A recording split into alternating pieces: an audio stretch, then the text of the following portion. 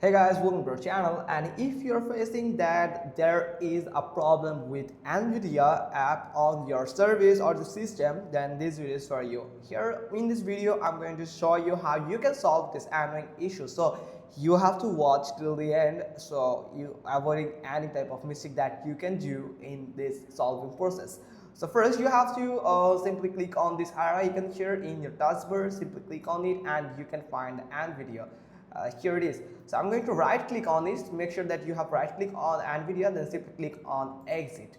After clicking on exit, you can simply right click on your taskbar and go to task manager and see if the NVIDIA is working on your PC or not. Here it is. You can see the NVIDIA container NVIDIA app. So you have to simply right click on it and simply click on end task from here. After clicking on end task, you can simply click on Windows plus R key and you can find the run feature where you can simply search for services.msc. Simply you will find it in the suggestion here, so simply click on OK and here you can find it, and I'm going to expand that section from here. Now you have to simply search for the NVIDIA, where it is the NVIDIA, here it is.